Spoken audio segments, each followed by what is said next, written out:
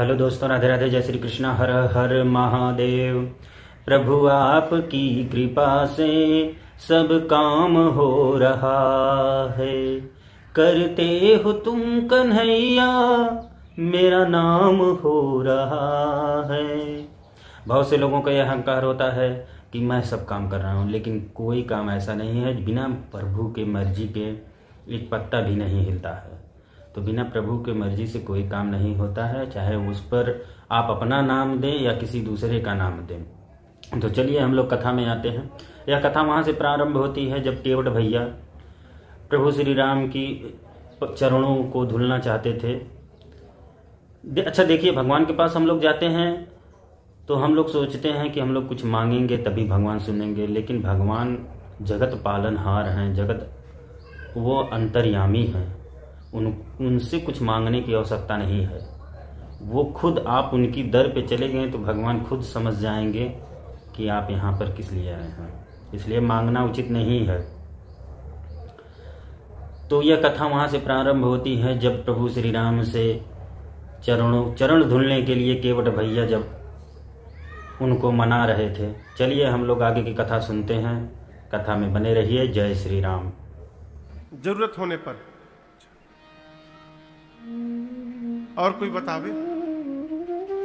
हाँ, केवट जी को जरूरत नहीं है कहा, उनके पास तो रात का भोजन भी नहीं है। और कोई बतावे? विनोद भी आप बताइए। कष्ट में, तो मंदिर में जितने लोग जाते हैं सब कष्ट में रहते हैं। आप बोलिए, देखिए कितने भाव निकल रहे हैं। लालच मोह होने पर मंदिर में सब लालची जा रहे हैं। कभी सोचिएगा हम क्यों मांगते हैं? हम इसलिए मांगते हैं कि हमको भगवान पर विश्वास नहीं है कि वहां से बिना मांगे भी मिल सकता है। हमको ये विश्वास ही नहीं है कि बिना मांगे मिलेगा, इसलिए मांग देते हैं। कहो, आप समझ रहे हैं मेरी बात को? जिसको ये विश्वास हो जाएगा कि हम मांगने की आवश्यकता नहीं है, भगवान सब जानते हैं। आपको सुनाया ना 2 दिन पहले,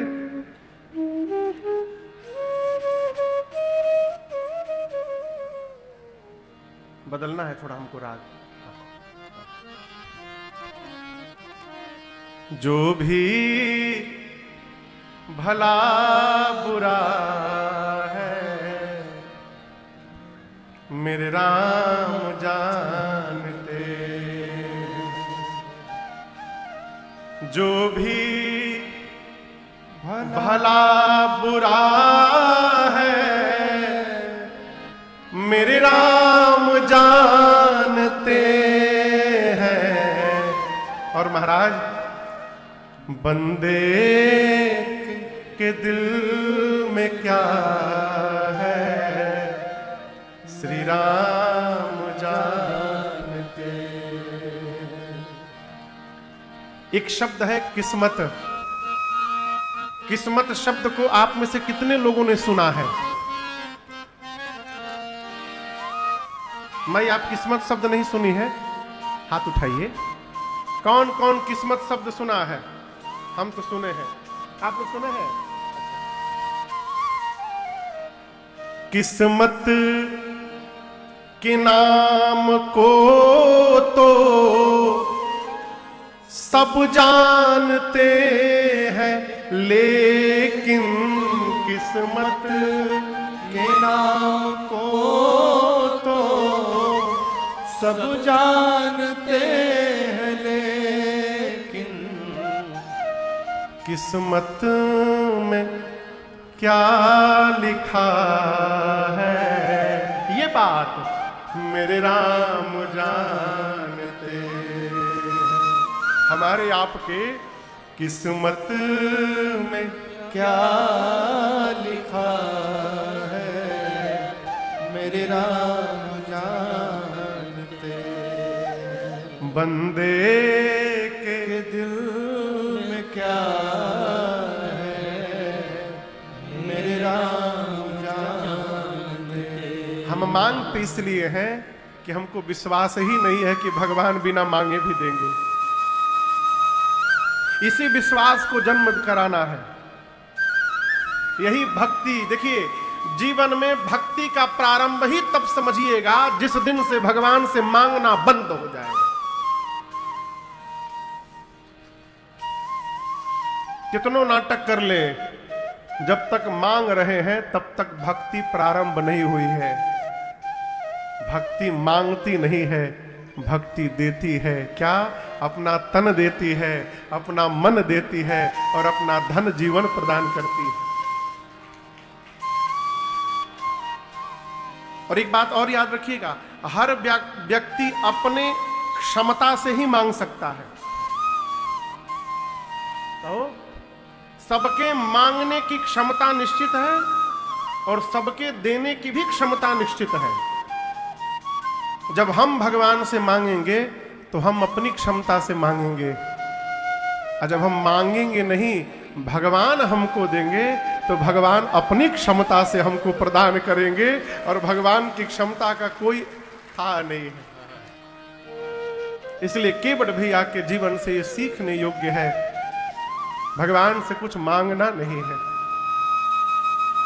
केवट जी उस दिन यदि उतराई ले लिए होते तो आज हम और आप बैठकर उनकी कथा न गाए होते हैं? केवट भैया ने स्पष्ट कह दिया, प्रभु कुछ नहीं चाहिए। क्यों? बहुत मिल गया। जो प्राप्त हुआ है उसकी पात्रता भी नहीं थी मेरे जीवन में, उसके बाद भी कृपा करके आपने प्रदान कर दिया। प्रभु अब मुझे समझ में आ गया है, जो प्राप्त हुआ है इस जीवन के लिए पर्याप्त है मेरे, इसलिए आपसे कुछ चाहिए नहीं नाथ। अब कछु नाथ न चाहिए मोरे। भगवान ने केवट जी को अपनी भक्ति प्रदान की। भक्ति प्रदान करके आगे बढ़े। भरद्वाज जी के आश्रम में राम जी पहुंचे हैं। भरद्वाज जी ने राम जी का खूब स्वागत किया है, पूजन किया है। भगवान को कंद मूल फल लाकर भरद्वाज जी ने प्रयाग में अपने आश्रम में दिया है सामने। राम जी मैया और भैया के साथ प्रसाद पाए। उसी मध्य भरद्वाज जी ने हाथ जोड़कर एक बात कही। कहते, प्रभु एक बात आपसे कहनी है। राम जी बोले, कहिए। भरद्वाज जी बोले, प्रभु मैंने आज तक जितना तप किया है, जितना भजन किया है, जितना दान किया है, जितना सत्संग किया है, जीवन के जितने साधन मैंने आज तक किए हैं प्रभु, आज मेरे जीवन के समस्त साधन सफल हो गए। राम जी बोले, एक ही बार में कैसे सफल हो गए?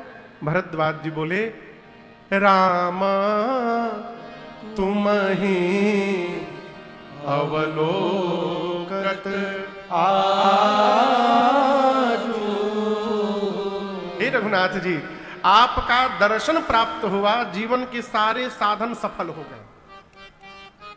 अब ये प्रसंग कहता है कि हम पूजा करेंगे तो हमारी लॉटरी लग जाएगी, भ्रम में न रहिएगा। इस भ्रम में न रहिएगा। जीवन में भाग्य में जितना सुख लिखा है, ऐश्वर्य लिखा है, वो मिलेगा ही मिलेगा। किए गए भजन पूजन का परिणाम क्या है कि हमको संत दर्श प्राप्त हो जाए, हमको भगवान का दर्शन प्राप्त हो जाए। ये साधन का फल है, ये किए गए परमार्थ का फल है। भरद्वाज जी कहते, प्रभु एक वरदान दीजिए मुझे, अपने श्री चरणों में आप मेरे मन को सहज प्रेम प्रदान कर दीजिए प्रभु, इसके अलावा हमें आपसे कुछ नहीं चाहिए। ये कथा कहती है, भगवान से यदि मांगने का स्वभाव ही बन गया है तो भगवान से प्रेम मांगिए। भगवान से क्या मांगा जाए? प्रेम। किसी भी भगवान के सामने, आप में से राम जी के उपासक कौन कौन है? कन्हैया वाले नहीं उठाएंगे, राम जी वाले उठाइए। सब राम जी वाले हैं। कभी वृंदावन जाने का अवसर मिले ना तो श्री बांके बिहारी जी से जाकर कहिएगा, हे कन्हैया एक आशीर्वाद दीजिए। सीताराम चरण रति मोरे, अनुदिन बढ़ऊ अनुग्रह तो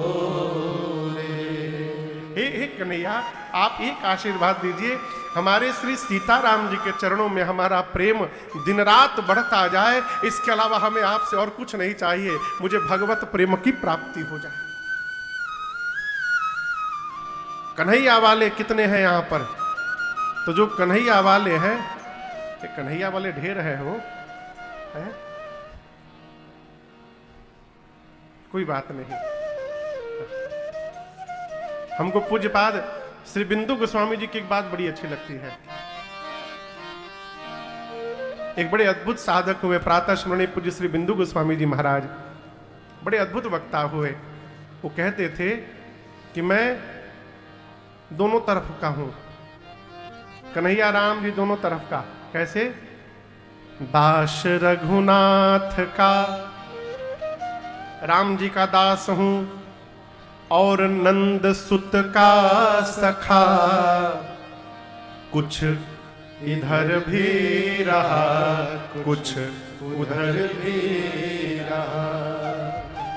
दास रघुनाथ का और नंद सुत का सखा, थोड़ा इधर भी रहा थोड़ा उधर भी रहा। अरे हम क्या बतावें, कोई नर ना इधर ना उधर ही रहा।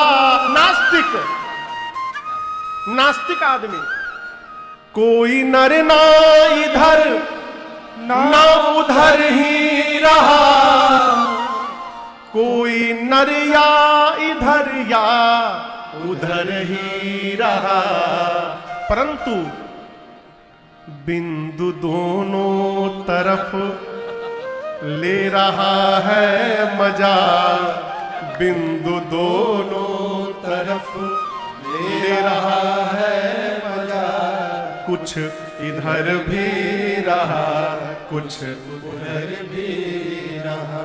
अद्भुत महापुरुष है। तो कन्हैया वाले जो राम कथा में बैठे हैं वो बिंदु गोस्वामी जी की पार्टी के हैं, उधर भी है इधर भी है?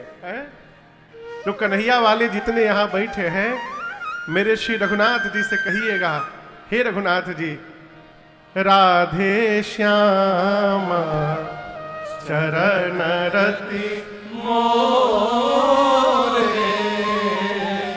अनुदीन बढ़ाओ अनुग्रह तोरे।